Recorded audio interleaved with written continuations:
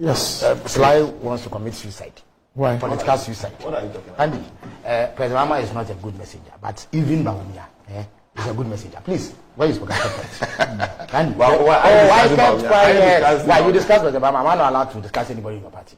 I can even discuss you if I want. Discuss me. Discuss me. Even Bawumia proposed to be a credible messenger. Even Bawumia. The most discredited, please. Oh, right, I kept quiet. The most discredited politician in the last 40 years. Whose hopelessness as head of the economic management team has led us here. Even he says he's a messenger. The man who lampoons the government for leaving the debt of 120 billion and helms a team that has increased our debt to 600 billion says he's a messenger and he should be listened to. So when you say that President Rama once said that Ghanaians have short memories and that he thinks he can benefit from that, right, Randy? If that were not the case, you would have been voted out in 2020 for an utterly useless performance in government. So you think Ghanaians have short memory? No, I'm making I'm analyzing what you said. You use that phrase as a basis to ground your submission. And I'm saying that if that were not the case, your NPP government would have been booted out in 2020 for utterly useless governance. Look, what you have done to this country amounts to a crime against Ghanaians. The very idea that you are even putting up Bawumia or Alan Chemantin to contest for the presidency of this country is offensive. It stinks to the highest heavens. After the economic atrocities you have committed against the people of this country. Even Bawumia says he is a messenger. Who should be listened to? The man who complained about exchange rate atrocities and once took it to 17 cities says he's a good messenger. The man who complained about a B- rating and has defaulted on our debt says he's a good messenger.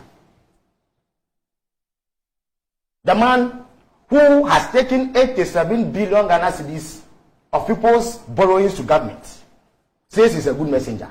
And the man who didn't do that is a bad messenger. And please, you see, every metric that is used to assess good governance that the NPP latches onto will be demolished. They have been appalling, utterly useless in government, Randy, without equivocation. And when you are useless in government, you are thrown out. You don't present people to come and contest elections. Why? Alan Chemantin, was he not a member of that so-called solid economic management? He thinks that because Bawumia was the poster boy, he can get away with it. I mean, Randy, in what way is Alan Chemantin ever going to beat your mama in the debate or contest about performance? Is he not one of those people who have destroyed our economy? Look, Randy, how can anybody look at this Ghanaian economy and say that based on it, the NPP should get a pass? And that President Mama, who as head of the management team of this economy, in 2011, achieved the best ever outcomes we've had in about 50 years, does not qualify to contest for president. So please, we relish that debate. Tell the people of Ghana whether a government that defaults on our debt is better than one that did not default. A government under whom economic crimes are committed with gusto once its mandate renewed. But the one that did not do that should be booted out. And I'm surprised that for somebody who has taken S. Garcia before, just like myself, he does not appreciate what S. Garcia is. So he confuses that with the pension of the former president. Former presidents, they receive pensions. So President Kufuor receives same. Had President Rawlings been alive, he would be receiving same. That is not S. Garcia. And the S. Garcia is a lump sum payment that is given to political appointees of a certain category who exits office. That is what President Rama is talking about. The moment he is elected president, he will stop receiving the pension. Because the constitution does not allow presidents and former presidents to work. So they must subsist. So they are paid a pension. So he must delineate the issues properly. Before you want to attack somebody, you must understand what he has said. He didn't understand what President Mahama said and he's attacking him. Randy, he is raving and ranting about Ghana lands. The criminality that President Kufuor supervised, and I'm so sorry that I have to be this blunt, that he supervised when he carved out state lands like confetti and shared it for any and everybody in his Ghana. I have that list. One day I'll give it to you to publish. It is a roll of shame. Disgraceful looting and stealing of Ghana lands. That is what President Mahama wants to keep. He says what President Mahama has Ghana lands. Why? President Akufo's daughter, 30-something-year-old daughter, who has been given an acre of land to put up a plush restaurant. Where did she get it from? And the radio station that is built, right? I beg you. No, I beg you. Oh, I beg you. I'm saying that publish any list. Look, publish any list. His children who publish everything in this country. Publish any list. President Mubarak's daughter. As they say in Ghana, where did she get a land from?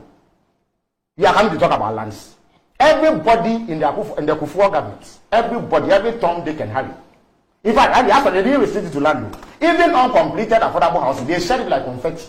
Drivers of ministers, their wives, everybody they knew was getting some. You want to discuss that matter? Bring it on. Why? President Obama says the constitution, the retirement arrangements are such that the state is supposed to provide you with accommodation. They have provided some for President Kufuor. He suggested that instead of building him a new one, let him stay where he stayed, which is a very small accommodation for a president. He endured that. You said no, and you humiliated him. The man lives in his own accommodation. You are supposed to give him office space. You haven't done that. You've done it for President Kufuor. The man lives, works or operates from his own office. So he does not require you to look after him. But the idea that because something has been going on for some time, we cannot change, reflects the government or the thinking of a party that has a sense of entitlement to the public purse. They think that Ghanaians must continue to finance their lavish lifestyles. So when somebody wants to reform the system and bring an end to the rape that you are perpetrating on the public purse, you have announced against it. President Obama says nobody in his government will take ex-gratia. Your position is that you want ex-gratia to be continued. So tell the people of Ghana, that you want to pay ex-gratia after you are voted for in 2024. President Obama says he won't pay it, and let the people of Ghana make a determination which of these two positions is in their interest. If you cannot abolish the thing, don't go criticizing another man. For President Obama has done absolutely no wrong by tabling this for discussion. And slide, that lie about we not being able to distribute chalk must stop. And I have been on your program, and I've told you that in the period that we're in power, close to 1 million boxes of chalk was distributed for schools. It is documented, it is recorded. So that lie that we couldn't, distribute chalk, should be discontinued, should be dismissed. Why? You, Randy, no, please. We are entering the 4th year in which they've been unable to provide textbooks. Something as basic as that. Textbooks. 4 years. You prefer to pump $58 million into digging useless holes in the middle of Accra to build cathedrals. You import stones from Israel to build cathedrals in Accra.